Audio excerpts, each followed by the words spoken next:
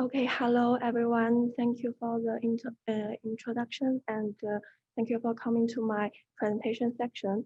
I'm Rongshuang from Earth System Science program, and I'm happy to share with you my recent research about the oxidation of organosulfate happened at the aerosol surface.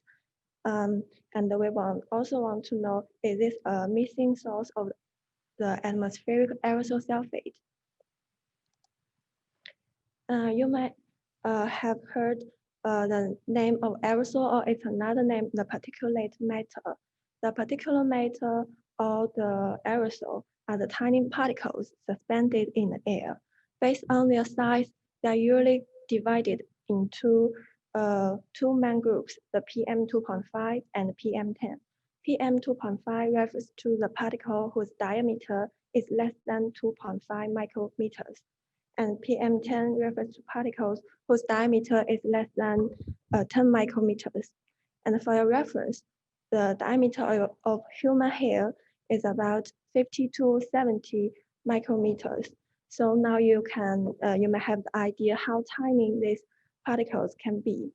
And these two main groups of aerosols are also suggested to be the criterion air pollutants in the atmosphere. Hong Kong Environmental Protection Department has also set up the air quality objectives for these two kinds of pollutants. For example, they set the upper concentration limit for the annual PM2.5 concentration, which is 35 microgram per cubic meter.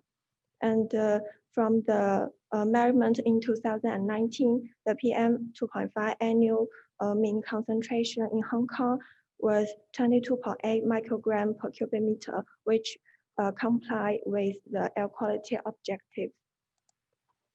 And why we say aerosol are the air pollutants, and why we study aerosol?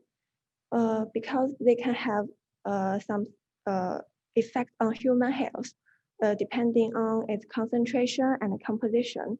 For example, the PM10 particles can go into our bodies when we are breathing, and they can deposit onto our upper respiratory tract. Some smaller particles like PM2.5 or even smaller ones can go into deeper, like into our lungs or even our bloodstream. And when they accumulate in our body or be transferred to throughout our body, they can risk the health of our organs. And the previous study has also found that each 10 microgram per cubic meters increase in PM2.5 concentration can increase the risk of lung cancer mortality by 8%. And when this aerosol contains the dangerous virus or some toxic materials, they can be more harmful. For example, when the ambient aerosol meets the virus of COVID-19, the SARS-CoV-2 virus, they became the carrier of this virus. And when we breathe in this aerosol may enter into our body, and with sufficient quantity, they can cause infection. So what about the concentration and composition of aerosol in Hong Kong? This map shows the measurement conducted by the Hong Kong Environmental Protection Department in 2019. The concentration and the composition can vary from location to location, but the sulfur element is always playing an important role. They can contribute nearly 10% of the total aerosol mass in Hong Kong. The sulfate element in aerosol can exist in both inorganic or organic form. In Hong Kong, nearly 85% of sulfur in aerosol phase is inorganic sulfate, and the other exists in the organosulfur form. The identified organosulfur compound in the atmosphere includes organosulfate, organosulfonate, and etc. Among them, organosulfate are the main contributor. And as you can tell from its name, organosulfate consists of both sulfate and organic groups. And where the inorganic sulfate in the aerosol comes from, generally they comes from the oxidation of their precursor, the sulfur dioxide, which are emitted to the atmosphere from both anthropogenic sources like the factory, the vehicles, or the natural sources like the ocean and the volcano eruption. So given its large abundance in aerosol mass and the extensive sources of its precursor, plenty of work recently focuses on the simulation of aerosol sulfate concentration. However, current chemical transport model often underestimate the concentration in many regions. This figure shows the observation and the model prediction result for the sulfate concentration at Alert, Canada. The black line represents observation result, and it's clear that there is a significant difference between model simulation and the measurement results. And the reason behind them is complicated and is still not clear. As for the organosulfate, recent researchers mostly focus on its formation mechanism and identification. Briefly, they are formed from the reaction between inorganic sulfate and the organic compound in the aerosol phase. But after its formation, what is the fate always say what is the transformation of this organosulfur compound? And is there any chance this organosulfur compound or organosulfate compound can be transferred back into the inorganic sulfate and make this pathway a missing source of inorganic sulfate in the atmospheric aerosol? Investigations on this question are now still lacking. Speaking of the transformation of aerosol in the atmosphere, since aerosol keep colliding with gas phase oxidants in the atmosphere like the OH gas phase OH radical, the heterogeneous oxidation, which happens between gas phase oxidant and the species on the aerosol surface, is a very common and frequent process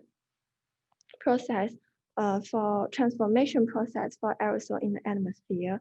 And this process can potentially change the aerosol size, the composition, and its properties. So this work wants to investigate the chemical transformation of organosulfate through heterogeneous OH oxidation. And we start from the smallest and the simplest compound detected in the atmospheric aerosol, the sodium methyl-sulfate compound.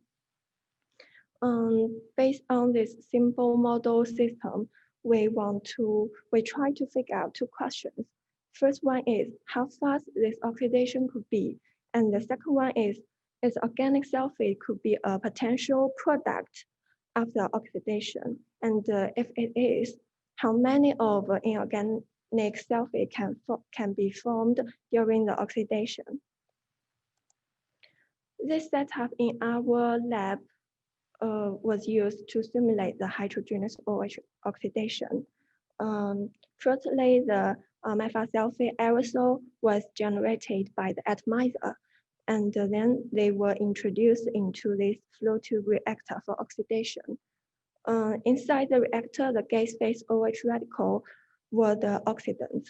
And after oxidation, some of the aerosol stream was captured by the SMPS for size measurement, and some of them was collected onto the Teflon filter for further chemical analysis by ion chromatography. These are the ion chromatogram of methyl-sulfate before and after oxidation. We can see that before oxidation, there's only one peak of methyl-sulfate ion, and after oxidation, Another peak evolves, which represents the sulfate ion. And the intensity of methyl ion decreased, while the intensity of sulfate ion increased. It is the direct evidence of the formation of inorganic sulfur species. And we also calculate the rate constant for this reaction. And based on the rate constant, we estimate the atmospheric persistence, or we say the lifetime of methyl sulfate aerosol to be around 2 weeks in the atmosphere. This result shows that this oxidation process is an efficient reaction and could be a competitive zinc pathway for methyl sulfate aerosol compared to other processes. So up to now, our finding have proved that before the methyl sulfate aerosol can be physically removed from the atmosphere, like the wet or dry deposition, they can be oxidized and they can be transferred back into inorganic sulfate.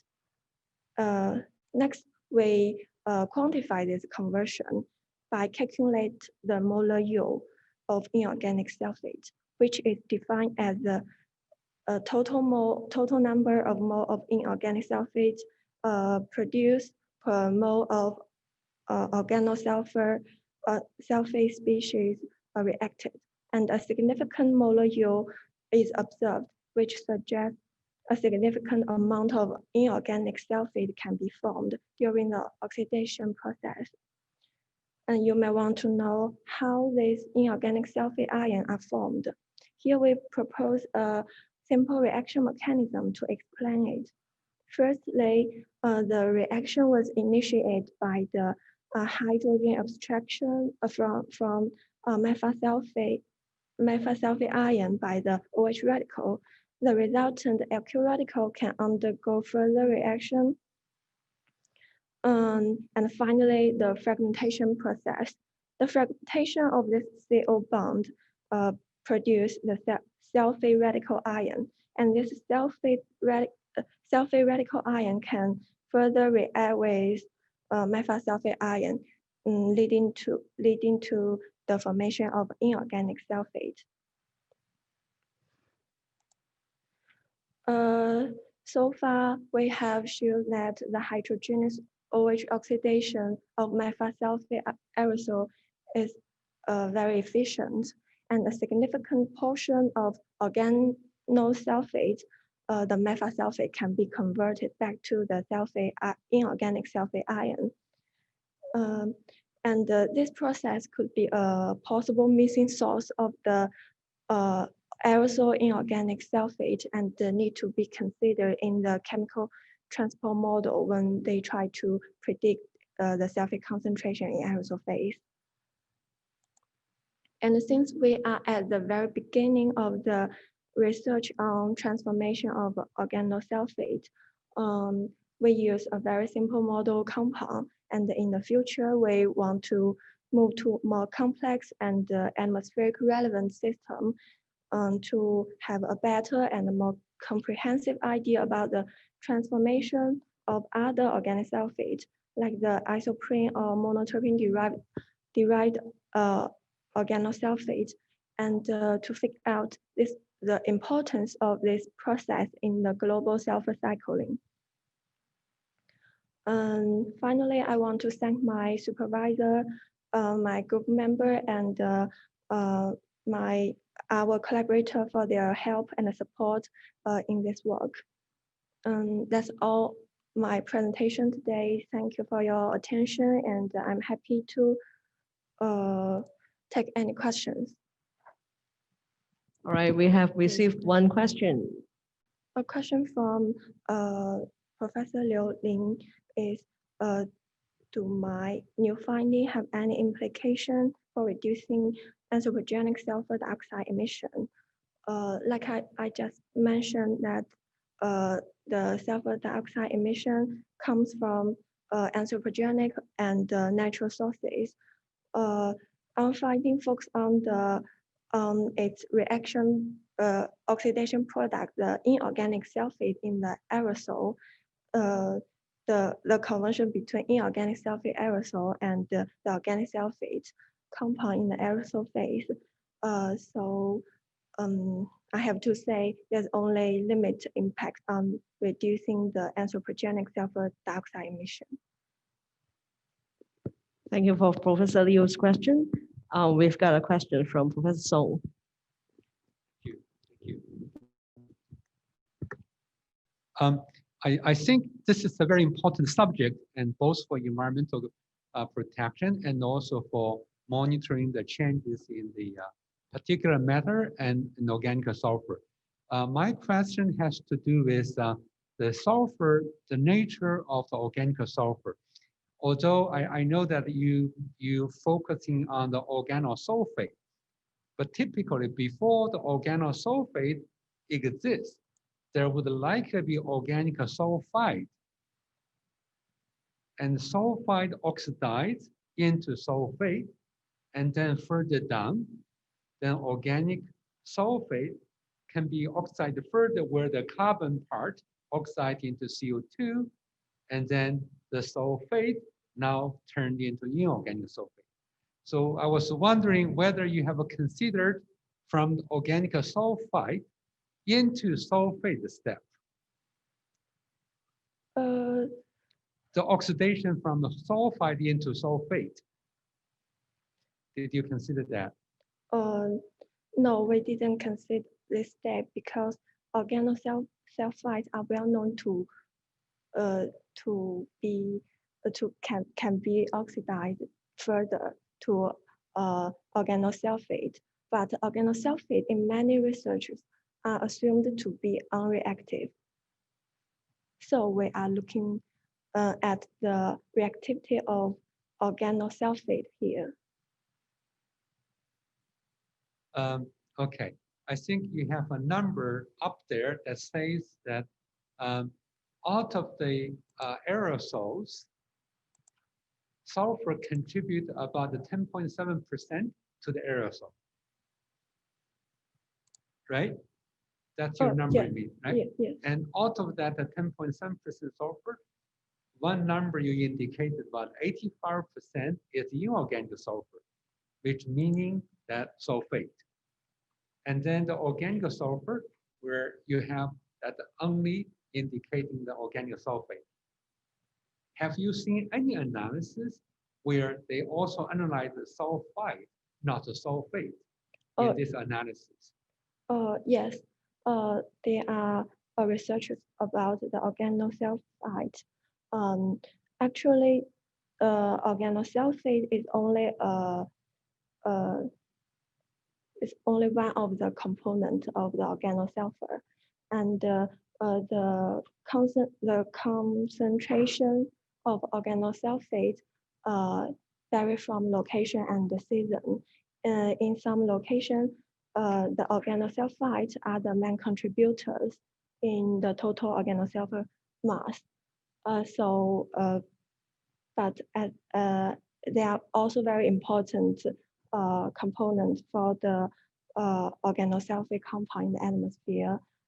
But here, since like I just mentioned, since we only since the previous study often assume organosulfate are unreactive, so we focus on the transformation of organosulfate here. Okay. Another part, just a minor suggestion is that if you look into the particular matter, if you use organic solvent to try to extract it, and there are other organic substances in the system as well. For example, if you use a tetrahydrofuran to do the extraction, you will find dark solutions coming out of that extract, right? Have you ever seen that? The measurement, the data was come from the Hong Kong EPD, so we did not.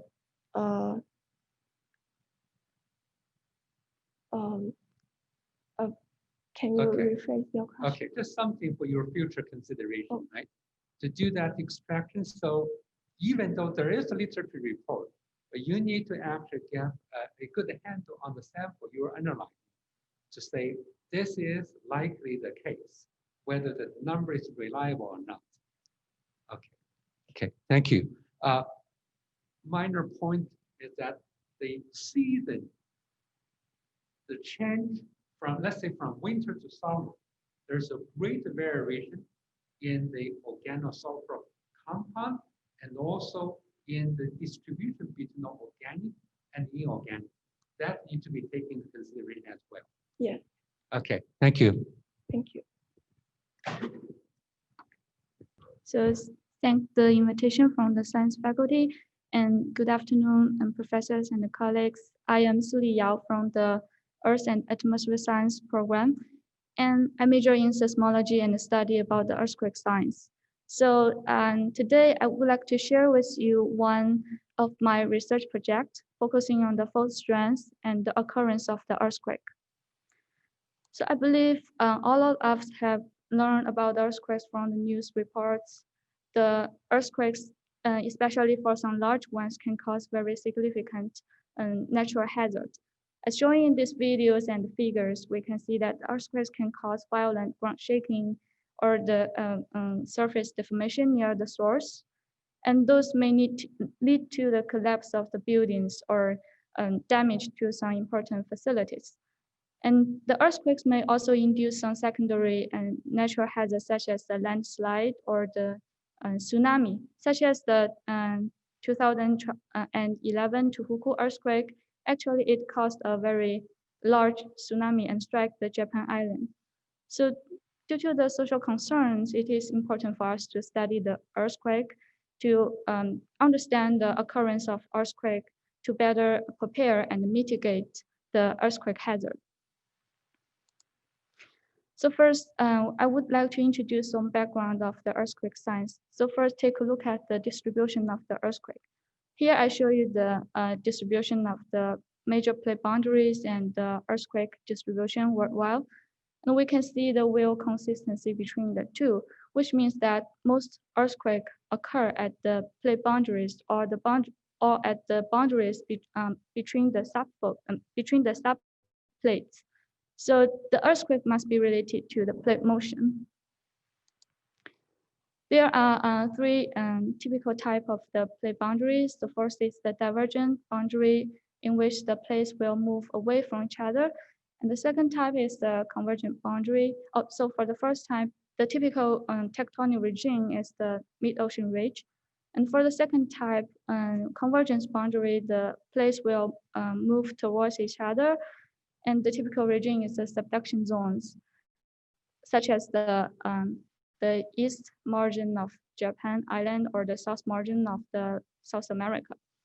And the third type is the transform boundary, in which the plate will move parallel to the interface. So the earthquake actually occurred at those plate interfaces, and we term those interfaces as the faults. Actually, most of the large earthquakes occur at the second type of the boundary, the convergence boundary. So here we take it to simply explain the process of an earthquake. So before an earthquake, the fault is quite stable, which means that the slip on the fault is minor or very small. So and because there is a long-term motion, so the stress and the energy will be accumulated on the fault.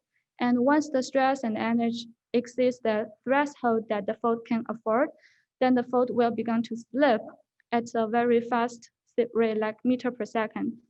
And then during this process, the stress and energy will be released, and this is the earthquake. And the earthquake will cause the ground shaking and the deformation. And then let's go into the process on the fault. So we can refer to a very simple model. So image that we push a mass on the ground. If the force is not large enough, then there will be no movement. But if the force can exceed the maximum of the static friction, and then the mass will begin to move. So it is similar for the fault slip. So when there is no earthquake, then the shear stress on the fault is equal to the frictional resistance. That means it is under a static equilibrium condition. And as the time goes by, the shear stress will increase. And once it exceeds the maximum of the static friction, then the fault will begin to slip and generate earthquake. So here, the frictional strength on the fault we talk about here is referred to the maximum of the static frictional resistance on faults. So it is very important because it acts as the upper bound for the stress accumulation on the fault. And this factor is very hard to measure directly because earthquakes, especially for some in the subduction zones, usually occur at very great depths, like 10 kilometers to 20 kilometers. So it is tough to have the direct measurements. So we need to study this factor indirectly based on the observations installed on the surface. So this is the topic of my research. So my study region is at the Mid-American subduction zone, and there is a magnitude 7.6 earthquake occurred in Nicoya region in 2012, and this is the 2D and 3D model for this Nicoya megathrust. And in this region, the Cocos plate subducts beneath the Caribbean plate with a convergence rate around 9 centimeters per year. And this is the plot for the plate interface. So here we use the term megathrust refer to the shallow portion of the interface where the earthquake occurred. We chose these events because in this region, we can see those triangles. So there is a very dense GPS network installed on this peninsula.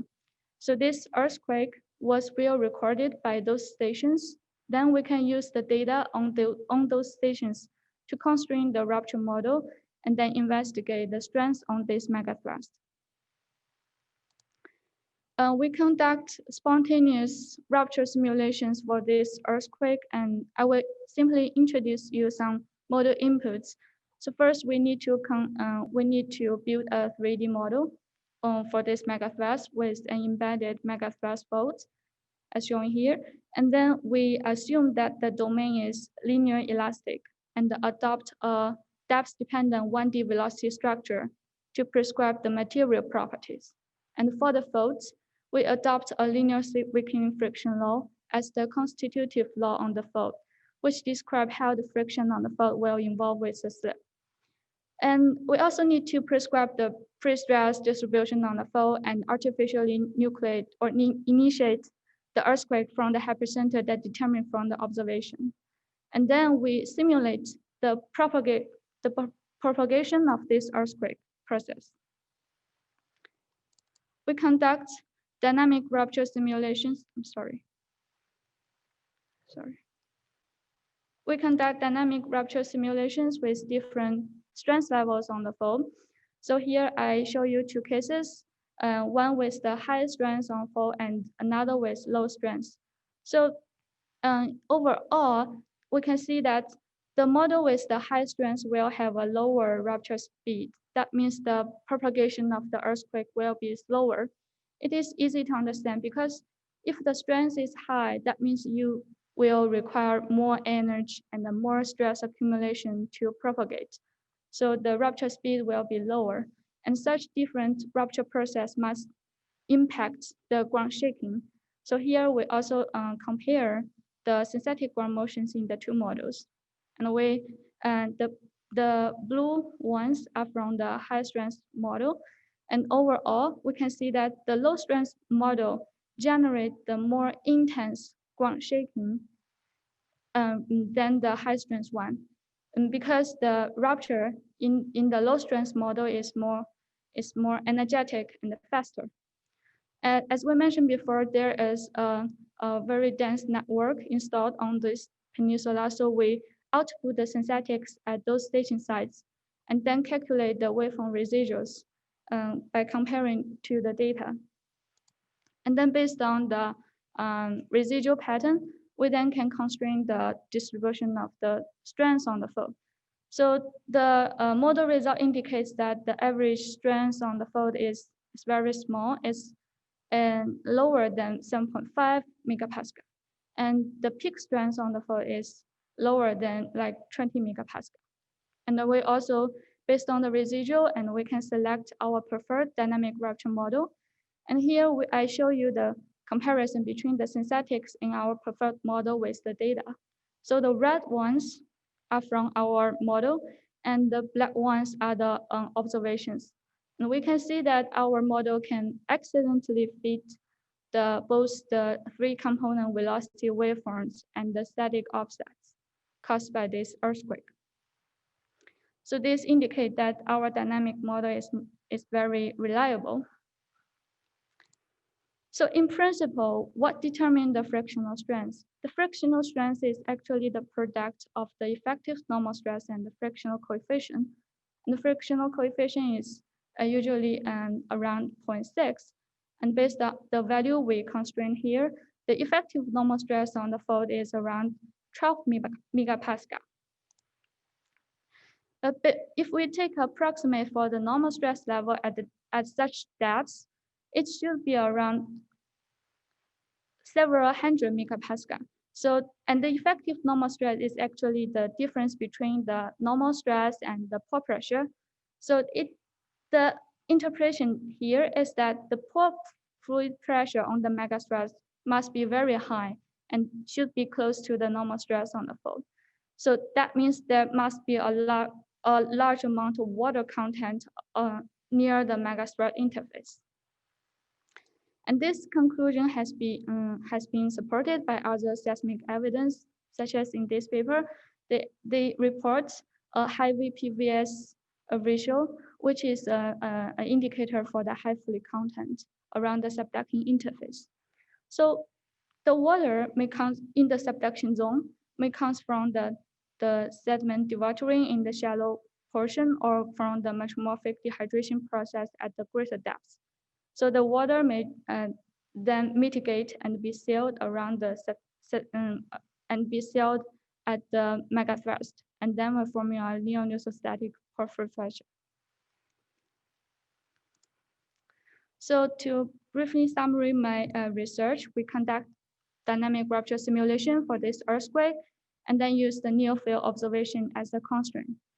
And then, based on our model results, we actually constrain the strength on the megathrust to be very low, which indicates a neo-isostatic pore fluid pressure on the fault.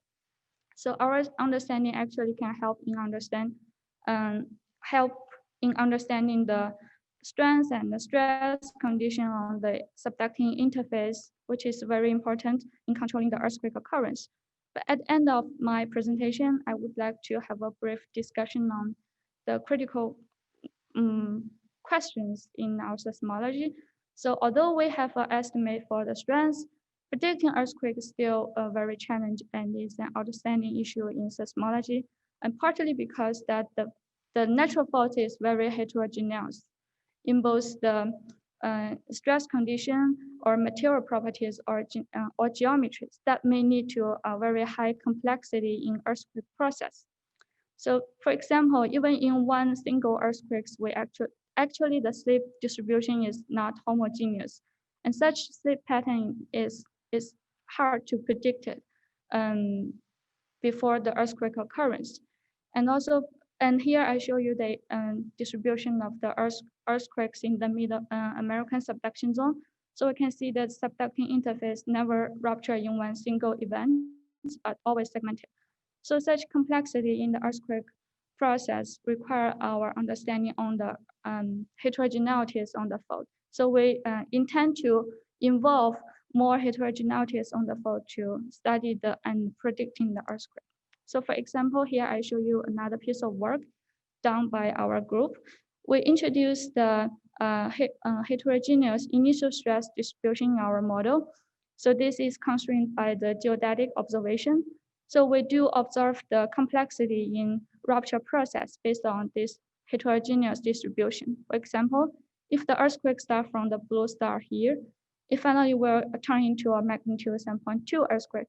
While if the earthquake starts from the neighboring side here, it will finally result in a 7.4 earthquake, and we can see the great distance and great difference in the rupture extent. So we, in the future, I intend to incorporate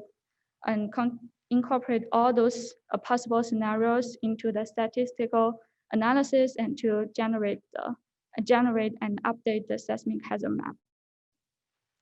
And so thank you. I'll stop here and I'm happy to take any questions. Thank you, Ms. Yao. Questions are welcomed from the chat room.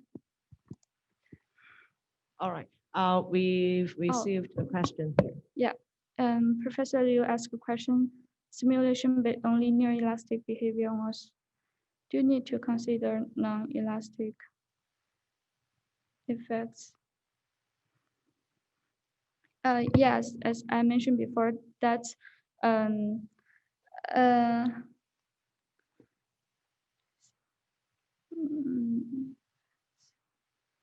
yes, I think to involve in more realistic material properties can improve our models. But and now because I think on the fault because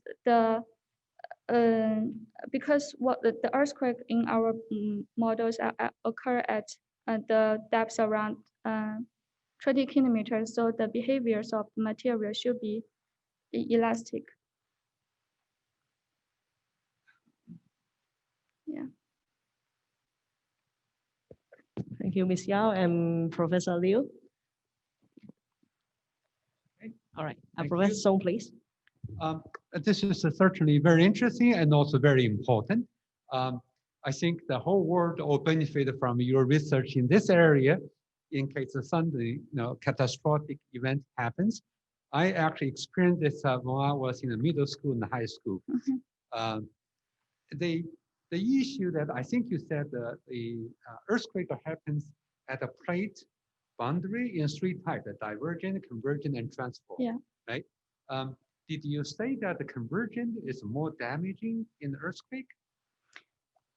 Yes, most of the very large earthquakes occur at convergence boundaries, but there are still other like large earthquakes occur in transform boundaries. But for the divergence boundary, I think the magnitude is smaller than the other two types. Okay. If the fluid in the porous rock plays a role, sometimes there's another type, which is the one sliding on top of the other.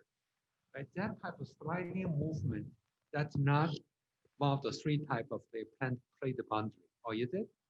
You mean the movement of horizontal layer? Yes.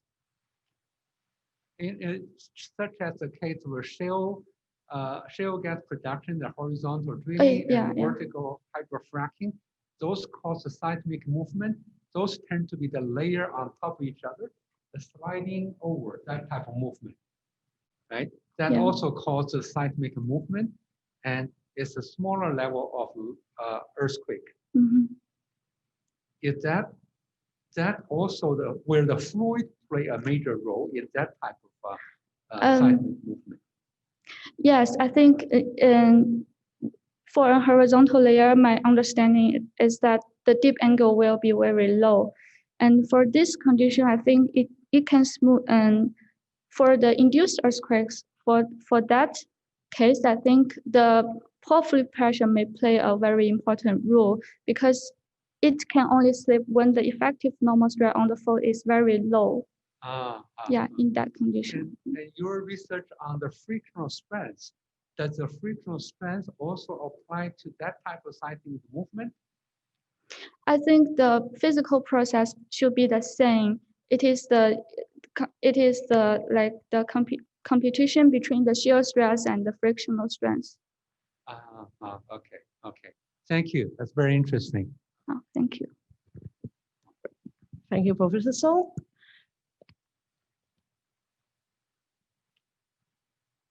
All right. I think that's it for Ms. Yao's presentation, and thank you very much again.